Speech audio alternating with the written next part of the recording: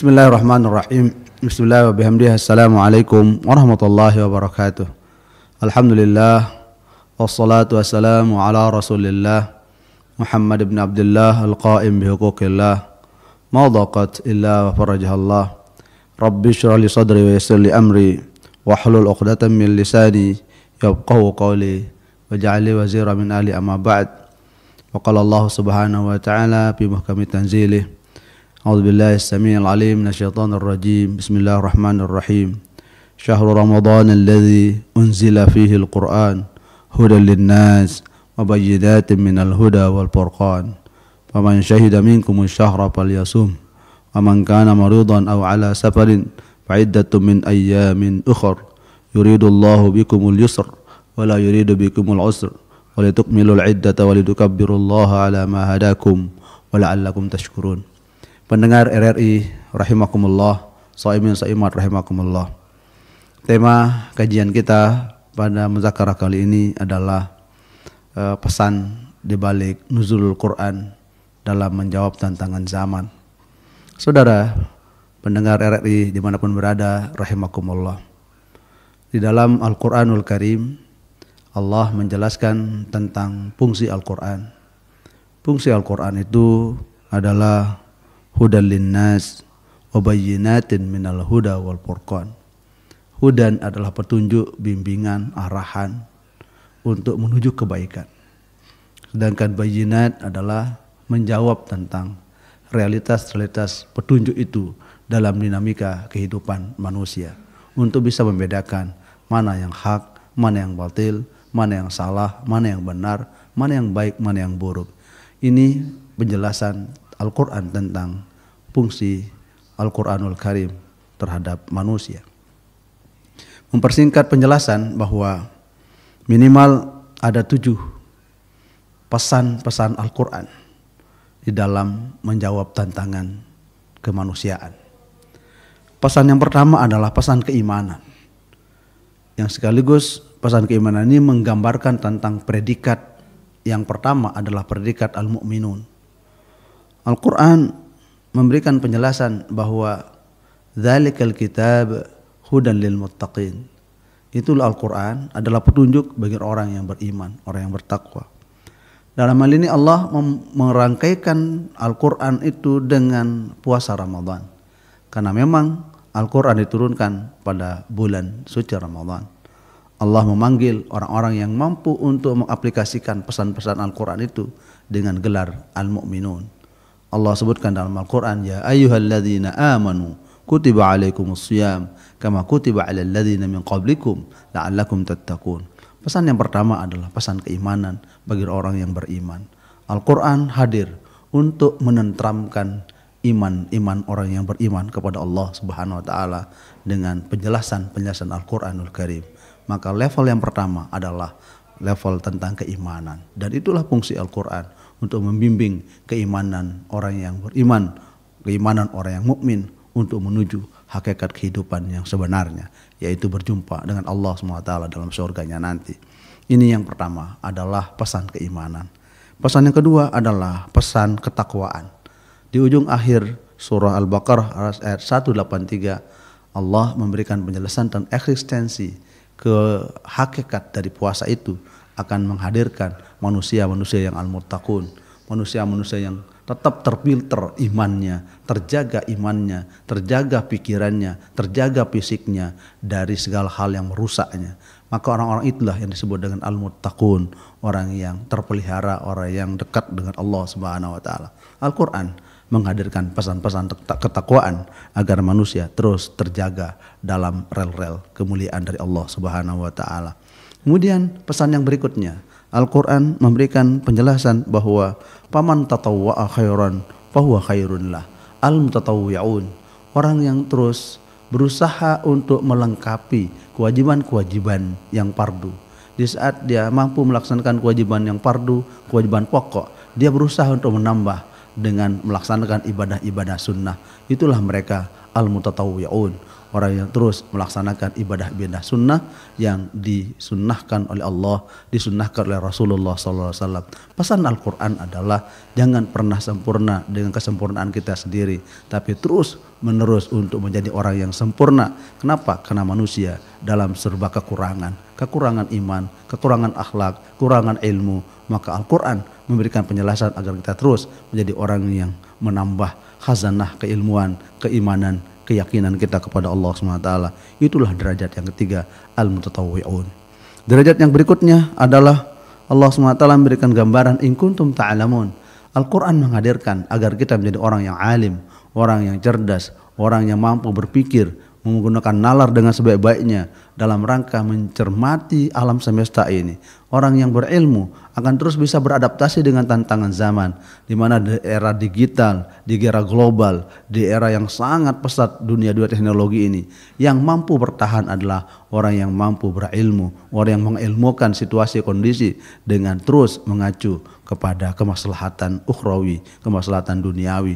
Itulah orang yang in kuntum ta'lamun, orang yang alimun, orang yang pintar, orang yang cerdas, yang berdasarkan pada pesan keimanan dan ketakwaan.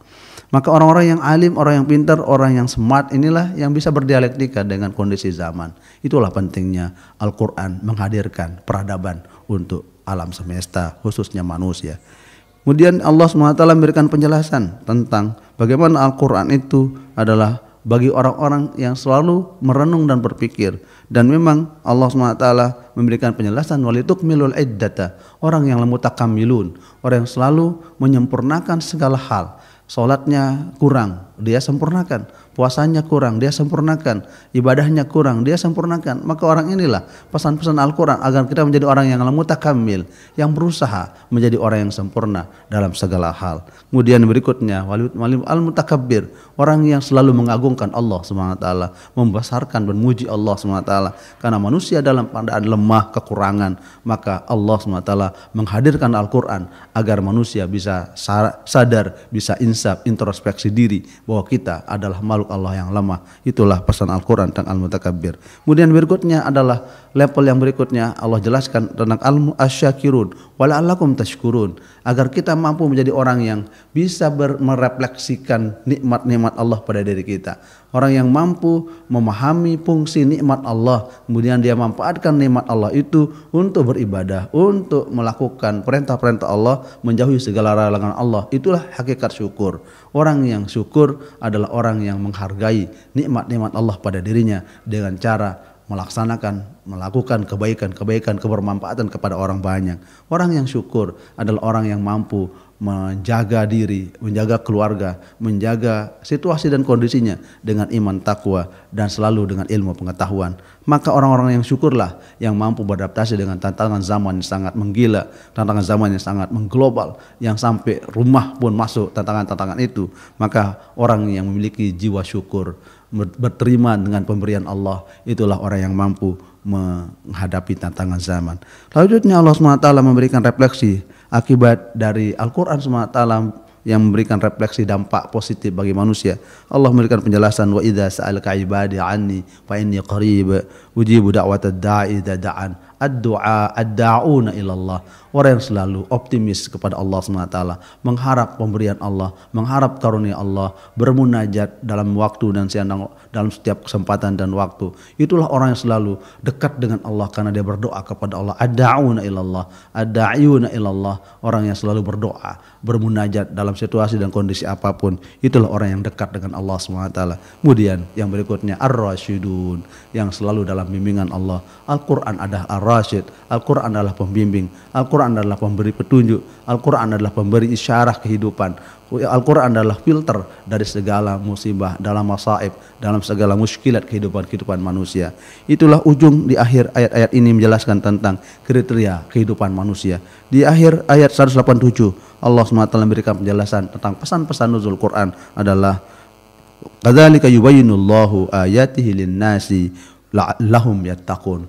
Allah mendouble degreekan. Ada dua double degree, double gelar. Gelar yang pertama adalah wala'allakum tattaqun, kemudian diakhiri dengan wala'allahum yattaqun. Artinya bahwa manusia yang as-saim, al-mu'min, kemudian al-alim, kemudian al-mutakabbir, al-mutakambil, al-syakir, al-rasyid, itu adalah perlu ditingkatkan kembali agar menjadi manusia yang paripurna, manusia yang sempurna, insan kamil. Dan itulah ajakan Al-Quran untuk menjadi manusia yang selalu dalam bimbingan Allah Subhanahu wa taala. Derajat al-muttaqun yang kedua adalah derajat double degree, gelar di atas gelar kemuliaan. Itulah yang diharapkan oleh kita semua. Semoga Ramadan yang sedang kita lakukan dan akan kita lakukan selalu memberikan petunjuk bagi kita menjadi insan-insan muttaqun, insan-insan yang takwa kepada Allah Subhanahu wa taala. Itulah pesan-pesan Al-Quran untuk kita sekalian. Wallahu a'lam bishawab.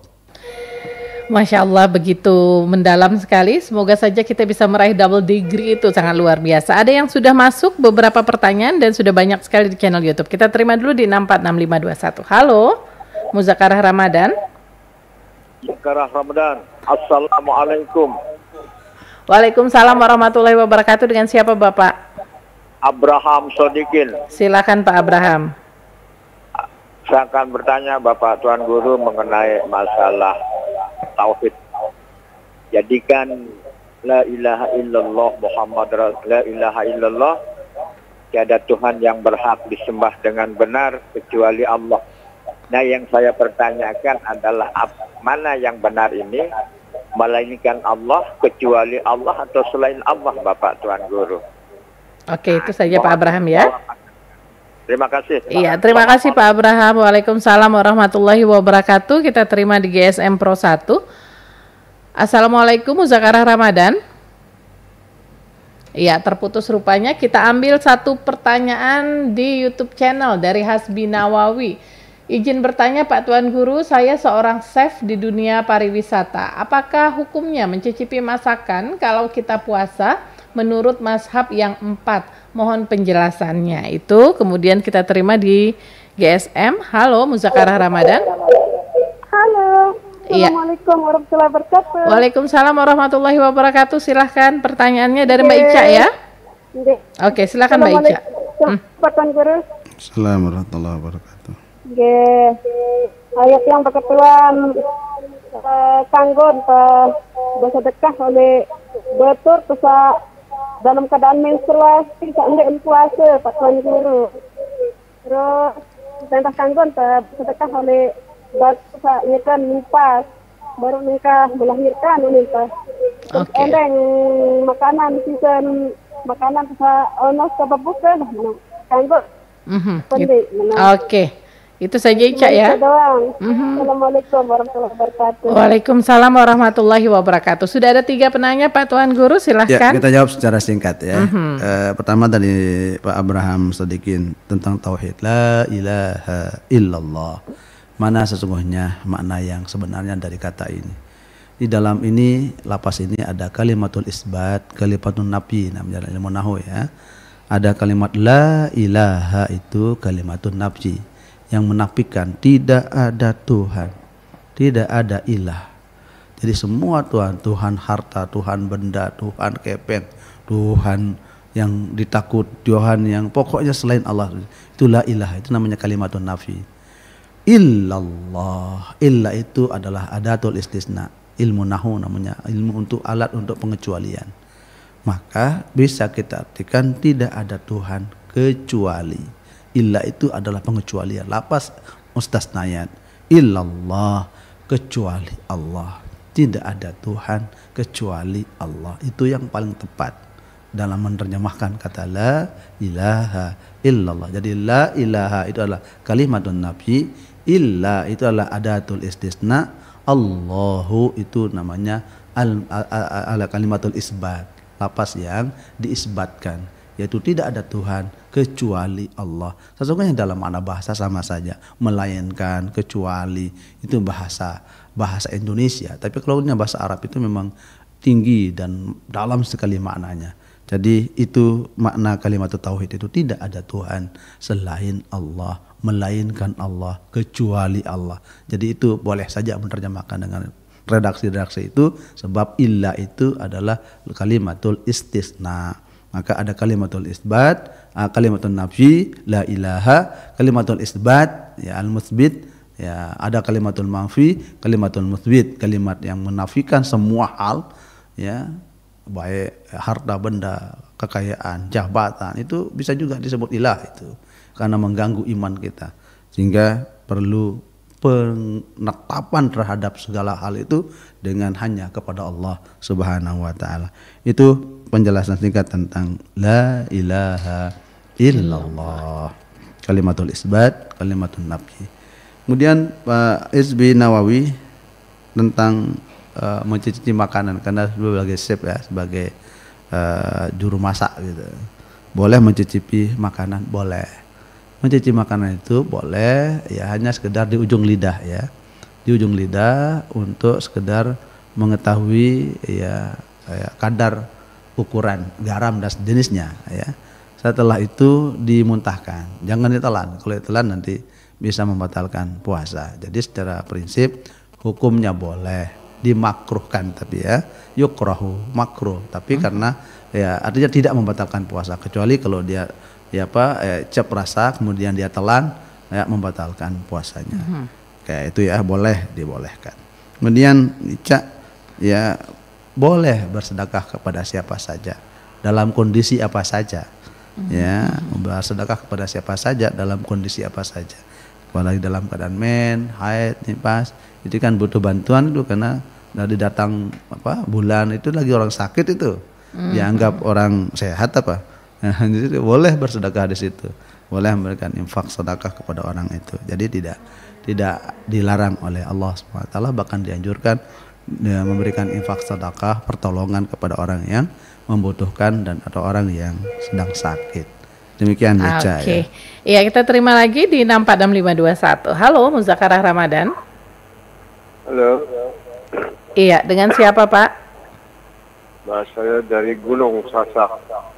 Dari Gunung Sasak. Silakan pertanyaannya ke Pak Tuan Guru. Tanya mengenai obat tetes mata. Apakah batal mata kita pakai obat tetes mata? Obat tetes mata. Oke, itu saja Pak. Saja, terima kasih. Assalamualaikum. Oke, waalaikumsalam warahmatullahi wabarakatuh dari Bapak yang berada di Gunung Sasak. Kemudian kita langsung terima lagi di GSM Pro 1. Assalamualaikum. Waalaikumsalam warahmatullahi wabarakatuh. Iya, dari siapa Ibu? Ibu Aisyah ini ya. Ibu Aisyah, oke, silahkan. Assalamualaikum warahmatullahi wabarakatuh Pak Tuan Guru. Waalaikumsalam warahmatullahi wabarakatuh. Tiang meluruskan pertanyaan Tiang yang 2 hari yang lalu soal sholat sunnah rawatib Pak Tuan Guru. Maksud Tiang kan banyak pendapat kalau sholat ba'diyah zuhur sama isya itu 4 rakaat, tapi Tiang cuma bisa melakukan 2 rakaat qabliyahnya, 2 rakaat ba'diyahnya, isya sama zuhur. Kalau sholat rawatibnya insya Allah dan alhamdulillah 5 waktu insya Allah Tiang bisa lakukan setiap hari kalau tidak ada halangan yang mendesak gitu. Nah ini pendapat yang 4 rakaat itu bagaimana Pak Tuan Guru? Apakah Tiang yang melakukan 2 rakaat itu apakah itu sudah bagus atau bagaimana gitu? Ba'diyahnya itu kan di zuhur sama isya gitu. Sampun diki Pak Tuan Guru, Mbak Tenti, Iya. Assalamualaikum warahmatullahi wabarakatuh. Waalaikumsalam warahmatullahi wabarakatuh. Satu pertanyaan dari YouTube channel. Assalamualaikum Pak Tuan Guru. Waalaikumsalam. Izin bertanya dari hamba Allah. Syarat-syarat menjadi imam, karena kadang di kampung ini ada yang tidak suka dengan imam yang sudah ditunjuk. Mohon penjelasannya Pak Tuan Guru. 3 pertanyaan. Silakan Pak Tuan Guru. Ya, terima kasih dari Gunung Sasak ya. Mas Sahril kalau nggak salah namanya. Iya. Obat tetes mata apakah batalkan puasa? Tidak membatalkan puasa ya. Apabila diteteskan di mata. Ya, kalau karena mata ini bukan rongga terbuka. Mata bukan rongga terbuka, sehingga diteteskan juga tidak membatalkan puasa, tapi sekali lagi makruh, dimakruhkan. Jadi jangan lebih baik ditinggalkan. Nanti teteskan mata saat berbuka. Itu lebih aman dari khilaf ulama. Ya, karena mata bukan termasuk rongga terbuka, sehingga kalau masuk sesuatu dengan sengaja tidak membatalkan puasa. Ya, kecuali kalau tetes mata itu dimasukkan ke lubang hidung, ke mata, ke bibir, ke mulut atau ke telinga, ke dubur, itu yang batal karena ada masuk sesuatu ke dalam rongga terbuka. Kalau mata tidak termasuk rongga terbuka, sehingga kalau diteteskan obat mata tidak membatalkan puasa, tapi makruh hukumnya. Makruh ya. Kemudian Bu Aisyah tentang salat rawatib. Jadi salat rawatib itu sunnah muakkadah. Kita mau laksanakan 2 muakkadah juga. Mau lakukan yang sempurna yang 4 muakkadah juga. Jadi tetap dapat fadilah sunnah. Ya, tetap mendapat fadilah sunnah. Misalnya zuhur dilaksanakan 2 rakaat ba'diyahnya atau 2 rakaat qobliyahnya, tetap mendapatkan pahala sunnah, salat sunnah rawatib. Akan lebih sempurna jika dilaksanakan 4 rakaat qobliyah, 4 rakaat ba'diyah. Itu pun tergantung situasi kondisi berjamaahnya ya. Kalau di masjid atau di musalla sekiranya salat akan diiqamah, akan dikamat, mungkin cukup 2 rakaat karena menyesuaikan dengan kondisi setempat gitu ya Mbak Aisyah. Jadi tetap mendapatkan fadilah salat sunat rawatib. Nah, kemudian syarat jadi imam. Nah, ini syarat jadi imam itu minimal misalnya pertama a'lamuhum, afqahuhum. Yang pertama adalah orang yang paling faqih, orang yang paling alim, yang paham tentang hukum agama. Itu pertama ukuran orang jadi imam. Kenapa? Karena imam itu akan menanggung segala hal apa yang dilakukan oleh makmum, sehingga imam itu syaratnya pertama adalah afqahuhum, paling faqih, paling ngerti hukum agama. Kemudian yang kedua adalah aqra'uhum, yang paling bagus bacaannya. Paling bagus bacaannya. Jika ada yang paling bagus bacaannya, ambil yang asannuhum, yang paling paling senior, paling tua. Ya, jadi afqahuhum, a'lamuhum, kemudian aqra'uhum, kemudian asannuhum yang paling senior, paling sepuh jadi imam. Jika semuanya sama sekarang, ada semuanya yang tadi itu, afqahuhum, a'lamuhum, asannuhum. Nah, ada kriteria yang keempat itu, aksaruhum azwajan. Nah, ini yang paling banyak istrinya. Nah, itu didahulukan itu. Karena dia mungkin lebih tenang itu Mbak Penti ya. Jadi ini fikih ini saya harus jelaskan. Jadi aksaruhum azwajan, yang paling banyak istrinya, itu yang didorong untuk jadi imam. Jika sama yang tadi, paling alim iya, paling berusia iya, kemudian paling bagus bacaannya, semuanya sama. Jadi cari yang aksaruhum azwajan. Nah, yang tidak dibenarkan itu adalah makruh kalau menunjuk imam yang tidak disenangi oleh makmum. Yukrahu ya al-imam man yubghidu minhum, man yubghadu alaihim. Ya, dimakruhkan menyangkat jadi imam kalau imamnya ya tidak disenangi oleh orang lain, oleh jamaah, oleh masyarakat. Lebih baik cari yang lain, ya imam yang disenangi, ya imam yang dicintai oleh makmumnya. Jadi kalau mengangkat imam yang tidak disukai, tidak disenangi, hukumnya makruh. Gimana sholat jamaahnya? Tetap sah, tapi ya mengikutinya itu namanya al-iktidanya, mengikuti pada imam yang tidak disukai atau dibenci oleh makmumnya, itu makruh hukumnya. Makruh. Ya. Itu penjelasan fikih. Wallahu a'lam bishawab. Iya, kita terima lagi, silakan yang ingin bergabung di GSM Pro 1. Sudah ada yang ingin bergabung. Muzakarah Ramadan.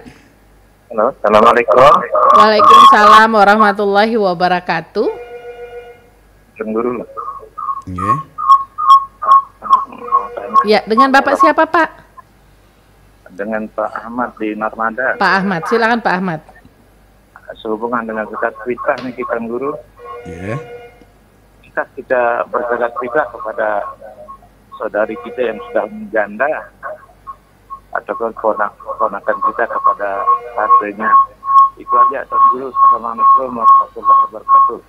Waalaikumsalam warahmatullahi wabarakatuh. Di 646521. Iya, terputus rupanya ya. Silakan dicoba lagi. Sementara saya ambil dulu dari YouTube channel, dari Nuranah Channel.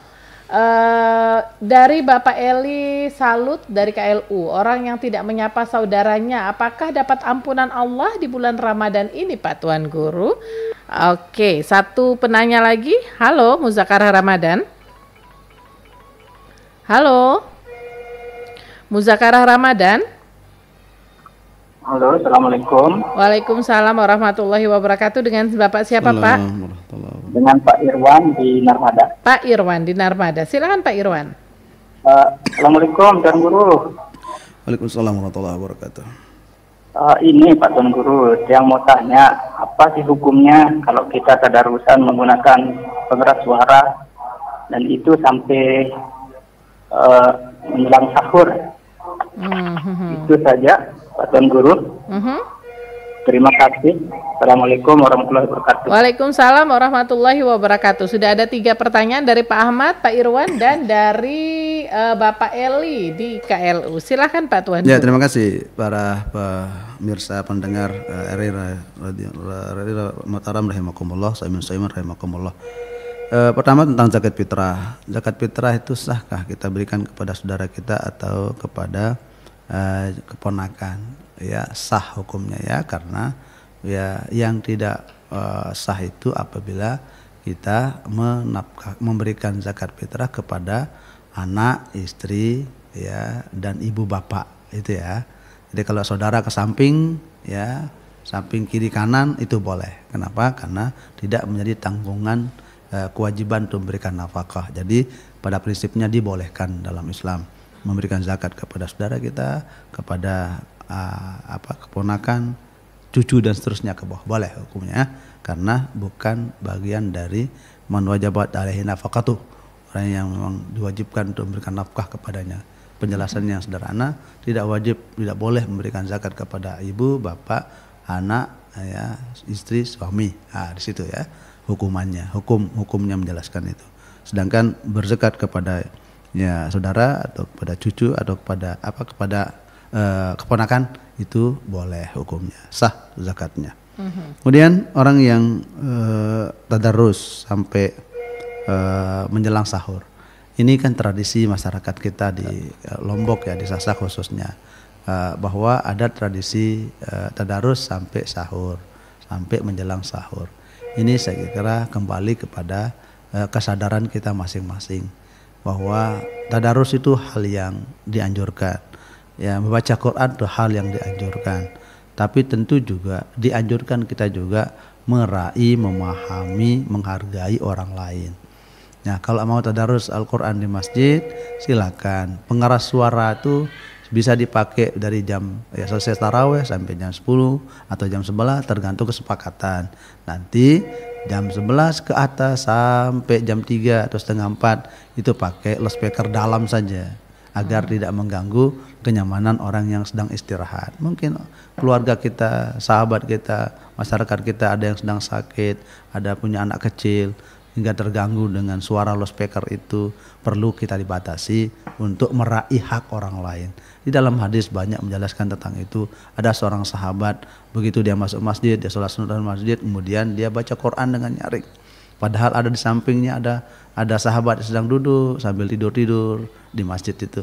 Datang Rasulullah tegur, silakan ya pelankan suara Anda karena ada saudara Anda di samping Anda sedang istirahat, biar tidak terganggu. Itu hadisnya menggambarkan bahwa tadarus itu hal yang sangat dianjurkan, tapi perlu ada mekanisme yang diatur ya, agar tidak mengganggu kenyamanan istirahat orang lain.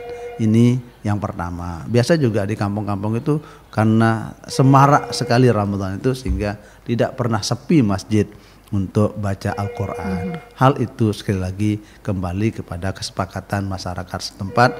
Jika terganggu, perlu ya pemimpin masyarakat, ada kiai penghulu, ya pengurus masjid, untuk mengatur regulasi agar semuanya berjalan dengan aman, tertib, nyaman, tidak mengganggu orang lain. Apalagi kita di Mataram misalnya, sangat multikultural masyarakat ya, kota Mataram sini nggak perlu meraih ya, bukan kita hanya muslim saja, banyak teman-teman saudara-saudara kita yang non muslim yang perlu kita hargai, kita raih agar semuanya ya berdasarkan kemaslahatan ummah. Tadarus sekali lagi hal yang dianjurkan, tapi perlu kita meraih yang lain. Demikiannya Pak Eli ya.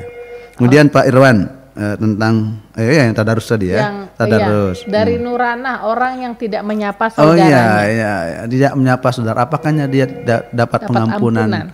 Ya, di dalam hadis Rasulullah SAW ada golongan yang tidak mendapatkan pengampunan Allah SWT. Pertama adalah mudminu hamrin.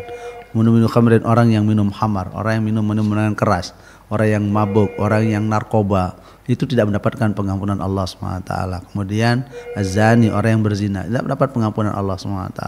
Kemudian yang tidak mendapatkan pengampunan Allah adalah al-aqli walidain, al-uquq lil walidain, orang yang durhaka kepada orang tuanya, orang yang tidak taat kepada orang tua, tidak mendapatkan pengampunan Allah SWT.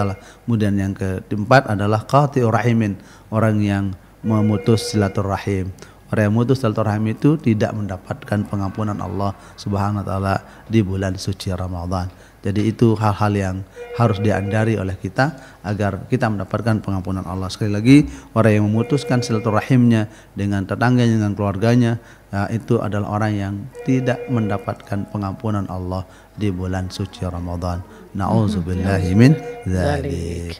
Iya, kita terima lagi. Silahkan Muzakarah Ramadan. Halo, assalamualaikum Mbak Tenti. Waalaikumsalam warahmatullahi wabarakatuh. Dengan siapa? Dengan Ila. Dengan Ila. Silahkan Ila pertanyaannya. Assalamualaikum Bapak Tuan Guru. Assalamualaikum warahmatullahi wabarakatuh. Ini Bapak Tuan Guru, saya mau bertanya tentang seorang perempuan yang menstruasi. Kan biasanya kalau kita menstruasi itu batasnya cuma 7 hari katanya. Tapi kadang-kadang bisa sampai 14 hari. Nah, yang saya tanyakan, kalau lewat dari 7 hari itu boleh kita sholat katanya. Apa benar seperti itu Bapak Tuan Guru? Terima kasih. Assalamualaikum warahmatullahi wabarakatuh. Waalaikumsalam warahmatullahi wabarakatuh. Muzakarah Ramadan, pertanyaan selanjutnya. Halo. Iya, silahkan Muzakarah Ramadan. Halo. Ya, Muzakarah Ramadan, silahkan. Dengan siapa? Halo, assalamualaikum warahmatullahi wabarakatuh. Waalaikumsalam warahmatullahi wabarakatuh. Dengan siapa? Mbak Uur. Mbak Uur, silakan pertanyaannya Mbak Uur. Apa hukum bila ada orang yang baik, ramah dan suka menolong, tapi dia tidak jujur? Itu aja pertanyaannya. Terima kasih Kang Guru. Assalamualaikum warahmatullahi wabarakatuh. Waalaikumsalam warahmatullahi wabarakatuh. Satu pertanyaan lagi kita ambil dari YouTube channel dan ini ada hubungannya dengan topik kita ya, dari Ababil Akro. Assalamualaikum Tuan Guru. Waalaikumsalam.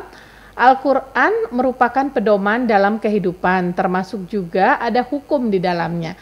Bagaimana penerapan hukum antara Al-Quran dengan hukum di negara kita dalam masyarakat? 3 pertanyaan, silakan Pak Tuan Guru.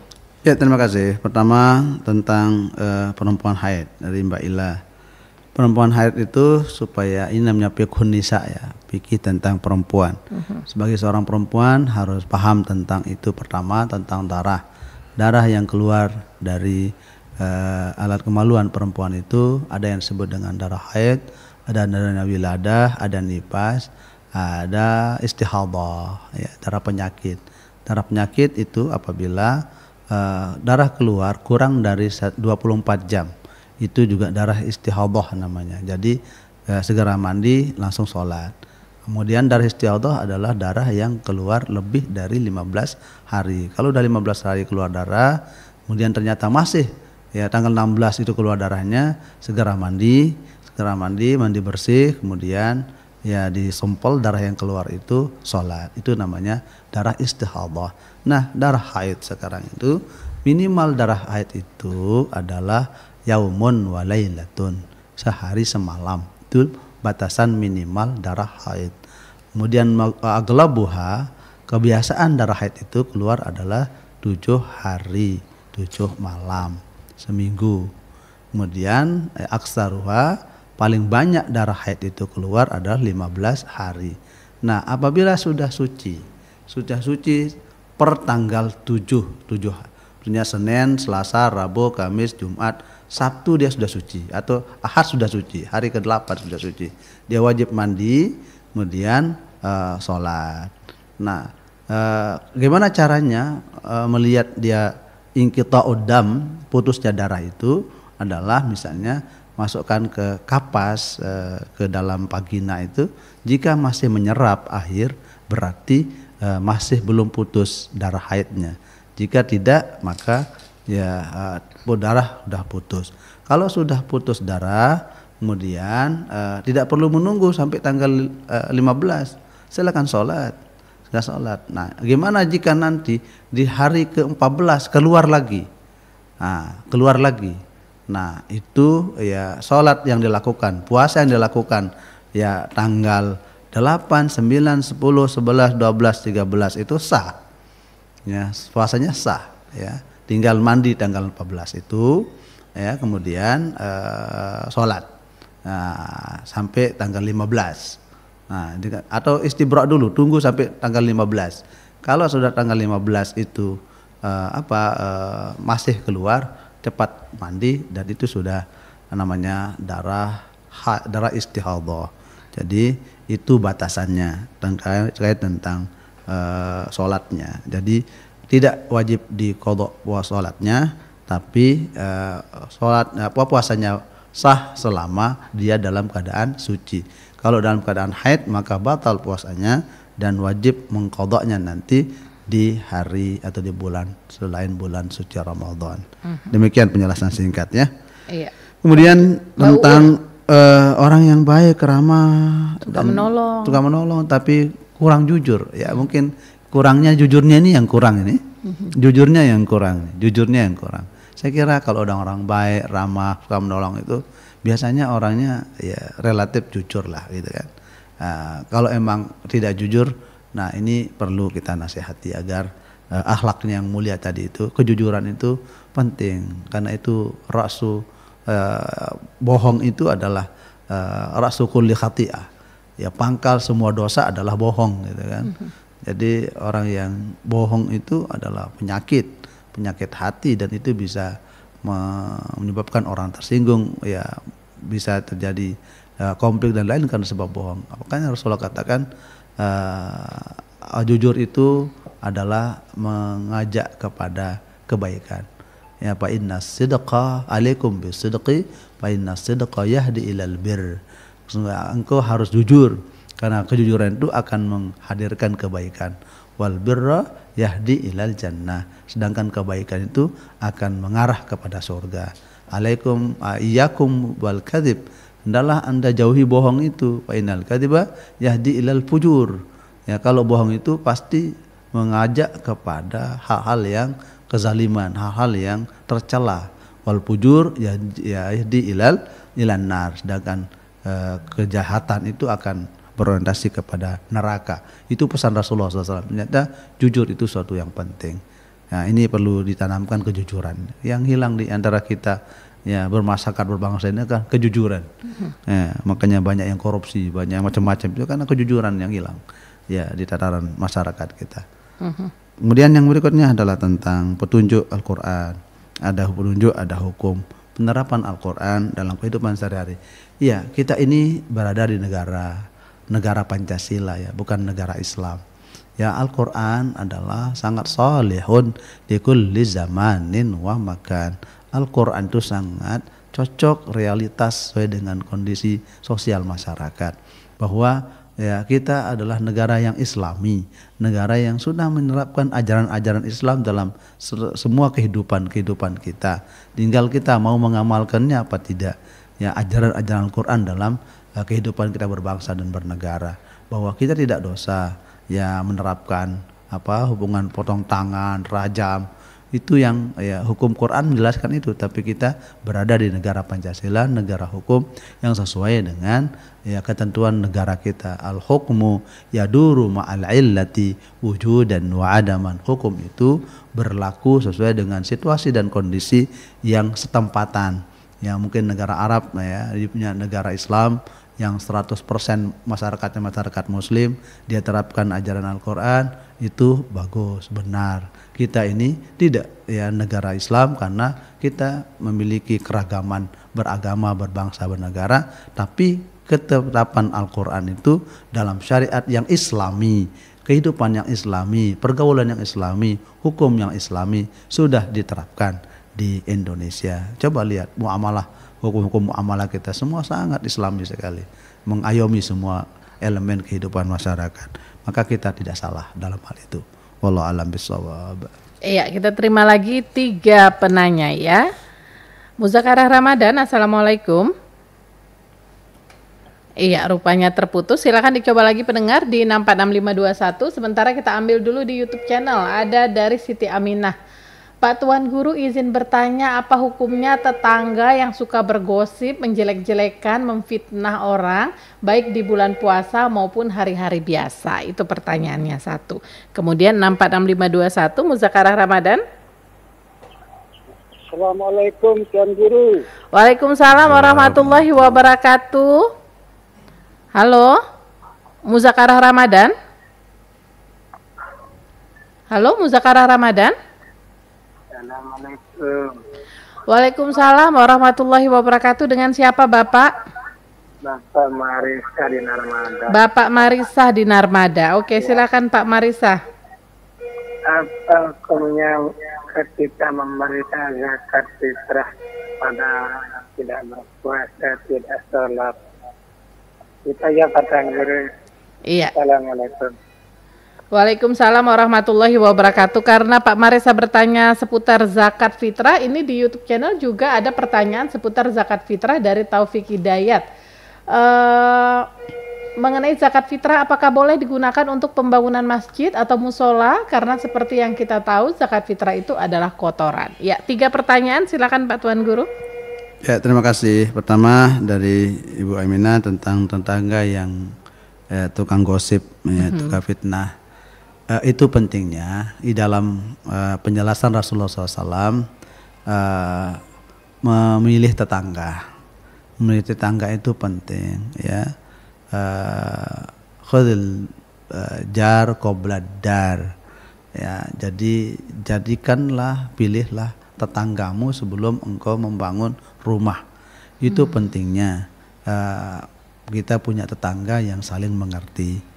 Maka kalau ada tetangga yang kerjanya tukang gosip, tukang fitnah, itu tentu dia berdosa. Kenapa? Karena dia selalu menyebarkan fitnah yang tidak-tidak kepada tetangganya. Nah, ini tentu orang ini perlu bertaubat, beristighfar kepada Allah SWT. Anjuran Rasulullah SAW, min husni islamil mar'i, di antara kebaikan seseorang itu adalah tarkuhu malayani, meninggalkan hal-hal yang tidak ada manfaatnya. Apa manfaatnya juga menggosip tetangga? Sebab tetangga itu adalah orang yang paling pertama membantu kita dan mengetahui kita. Ya, kalau kita sakit ada apa, yang bukan kakak kita yang ada di Arab sana yang akan membantu kita pertama, pasti tetangga kita. Maka berbaik-baiklah dengan tetangga itu, karena tetangga itu adalah saudara kita yang ketiga. Tetangga itu karena dia yang pertama kali membantu kita di saat kita mendapatkan musibah, tentu tetangga yang akan membantu menolong. Maka berbaik-baiklah dengan tetangga kita agar kita menjadi orang yang dimuliakan oleh Allah Subhanahu wa taala. Selama kita memuliakan orang, seperti itu juga orang akan memuliakan kita. Ya, Allah katakan in ahsantum ahsantum li anfusikum. Jika engkau berbuat baik kepada siapa saja, sesungguhnya pada hakikatnya Anda sedang berbuat baik pada diri Anda. Apa sebabnya? Kalau kita berbuat baik kepada tetangga, suatu waktu nanti kita juga ada masalah, ada musibah, pasti tetangga akan membantu kita kembali kebaikan itu kepada diri kita sendiri. Maka jangan sekali menyebar fitnah, menggosip ya tetangga-tetangga. Ini gosip-gosip tetangga ini memang seringkali memicu konflik di tengah-tengah masyarakat. Jauhi semua. Mumpung bulan suci Ramadan, kita isi dengan banyak tadarus, baca Quran, banyak beristighfar, banyak merefleksi diri agar kita menjadi orang-orang yang terpelihara dari segala fitnah dan macam-macam itu. Itu Bu Aminah ya, tetap dia berdosa tentu. Kemudian zakat fitrah diberikan kepada orang yang tidak sholat, tidak zakat, tidak puasa. Tentu ya dalam konteks ini ya zakat itu diberikan kepada orang yang fakir miskin. Kalau seandainya dia tidak sholat, tidak puasa, ya itu dosa bagi mereka. Tapi kalau dia tidak punya apa-apa, ya bagaimana tidak ada harta bendanya, ya tidak apa-apa kita berikan zakat fitrah kepada dia, infak sedekah kepada dia. Mudah-mudahan dengan sebab itu dia mendapatkan petunjuk dari Allah SWT agar dia bisa memahami dan bisa menjalankan perintah Allah dengan baik. Kita doakan saat kita berikan zakat fitrah kepada dia, mudah-mudahan Allah berikan hidayah agar dia sadar untuk terus menjalankan perintah Allah. Kalau semuanya kita jauhi, ya kan tambah jauh dia jadinya. Jadi rangkul saja. sambil kita berikan nasihat-nasihat untuk menjalankan perintah Allah. Dan kewajiban kita juga untuk memberikan, itu namanya muamalah, pergaulan sosial. Di saat dia, kalau sholat dan puasa itu adalah hubungan dia dengan Allah, kesalehan sosial dia, kesalehan individual dia dengan Allah SWT. Sedangkan memberikan sedekah, infak, jariyah dan seterusnya adalah kewajiban sosial. Jadi harus dibedakan itu. Nah, dan kita rangkul semuanya agar ya dia suatu waktu dia sadar, dia bisa bertaubat, agar dia kembali ke jalan yang diridai oleh Allah Subhanahu wa taala. Demikian ya menurut saya. Pada prinsipnya adalah boleh. Kemudian zakat fitrah untuk pembangunan. Zakat fitrah itu ya adalah zakat yang dikeluarkan ada sesuai dengan makanan pokok. Ya, makanan pokok. Jadi tunaikan dulu hak makanan pokok untuk ya fuqara wal masakin. Ya, kalau sudah anak yatim, anak fakir miskin, keluarga fakir miskin itu yang sudah dapat makan semuanya di hari raya itu yang pokok, itu yang wajib dulu. Ya, apa fungsinya zakat fitrah? Agar tidak ada yang kelaparan di saat orang sedang bergembira merayakan kemenangan di hari Idul Fitri. Itu fungsinya zakat fitrah, agar semuanya, orang yang miskin, orang yang fakir itu semuanya bisa bergembira. Dia bisa makan minum di hari berbuka ya, puasa di Idul Fitri itu. Itu dahulukan dulu semua. Setelah itu ya nanti kesepakatan pengurus masjid untuk dimanfaatkan ya beras atau kumpulan zakat fitrah itu untuk dimanfaatkan kemana. Ya mungkin bisa jadi kas masjid, kemudian bisa juga nanti diberikan kepada anak yatim kembali, atau bisa juga dalam aset lain. Ya, dalam bentuk yang lebih maslahah di situ ya. Jadi pada prinsipnya dibolehkan, asalkan dahulukan dulu ya hak fakir miskin pada hari itu. Ya demikian ya. Wallahu a'lam bishawab. Iya, kita sudah menerima beberapa pertanyaan, walaupun masih banyak juga penanya-penanya. Bisa dilanjutkan besok pendengar ya, karena waktu kita sudah sangat terbatas. Dan sesaat lagi Bapak Tuan Guru akan menyampaikan kesimpulan dari muzakarah kita di sore hari ini. Sebelum disampaikan kesimpulan, kita dengarkan kembali pendukung muzakarah Ramadan sore hari ini. Bismillahirrahmanirrahim. Assalamualaikum warahmatullahi wabarakatuh. Saya Dr. Tuan Guru Haji Muhammad Said Ghazali LCMA, Ketua Basnas Provinsi Nusa Tenggara Barat, mengucapkan terima kasih kepada seluruh pendengar yang telah mengikuti acara Muzakarah Ramadan tahun 1446 Hijriah melalui Pro 1 RRI Mataram. Semoga dapat meningkatkan kualitas keimanan dan ketakwaan kita. Amin amin ya rabbal alamin. Wallahul muwaffiq wal hadi ila sabilir rasyad. Wassalamualaikum warahmatullahi wabarakatuh.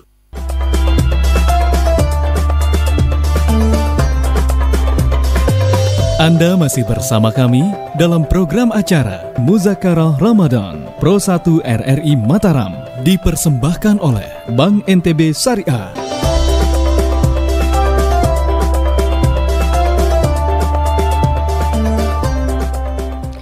Ya, pendengar Pro 1 RRI Mataram, pendengar kaum muslimin dan muslimat rahimakumullah.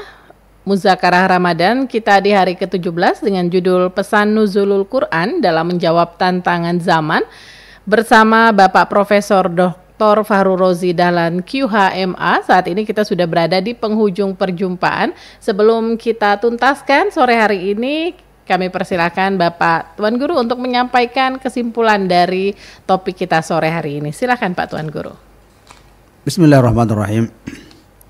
Pendengar RRI dimanapun berada, rahimakumullah, shahimin shahimat rahimakumullah.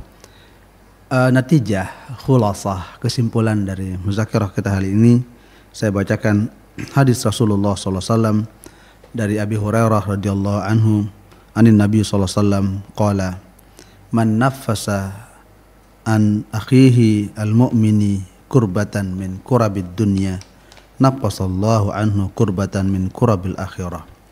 Barang siapa yang membantu saudaranya yang muslim dalam mengatasi problematika kehidupan di dunia, maka Allah akan membantu dia nanti di kehidupan problematika akhirat.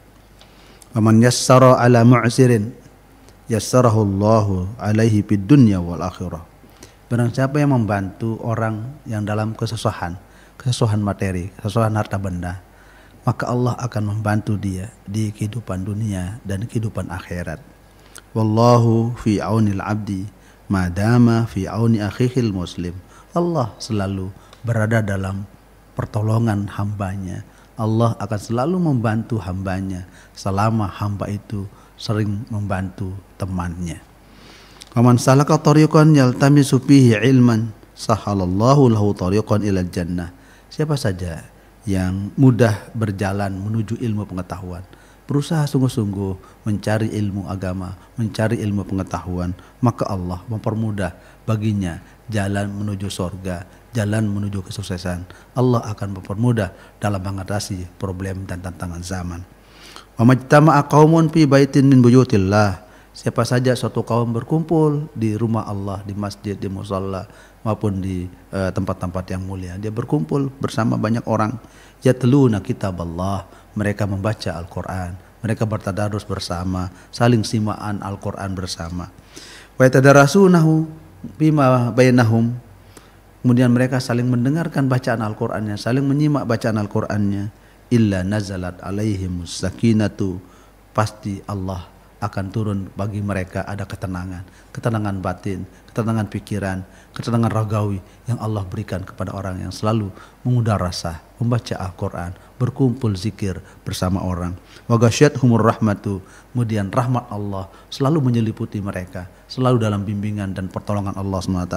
Wa hafathumul malaikatu, dan malaikat itu mengepalkan sayapnya, menaungi, menjaga dari hal-hal yang tidak diinginkan, dari hal-hal yang dibenci, hal-hal yang dilarang oleh Allah SWT. Malaikat turun mengawal mereka. Wa zakarahumullahu ta'ala fiman indah, dan Allah memproklamirkan mereka-mereka yang baca Al-Quran, bertadarus Al-Quran, yang berzikir di malam-malam Ramadan, berzikir bersama-sama, maka Allah memproklamirkan di halangan para malaikat-malaikat mereka di sisi Allah Subhanahu wa ta'ala. Itulah hikmah di balik Ramadan, di balik nuzulul Quran, di balik peringatan Al-Quranul Karim untuk kita sekalian. Wallahu a'lam bishawab. Wallahul muwaffiq wal hadi ila sabilir rasyad. Wassalamualaikum warahmatullahi wabarakatuh. Waalaikumsalam warahmatullahi wabarakatuh. Ya, begitu luar biasa sekali Pak Tuan Guru. Terima kasih kehadirannya Pak Tuan Guru. Ya, besok sama-sama kita berjumpa kembali. Dan pendengar, kita tuntaskan Muzakarah Ramadan di sore hari ini, dan saya Fenty akan melanjutkan rangkaian acara di Nuansa Ramadan. Selamat sore. Wassalamualaikum warahmatullahi wabarakatuh.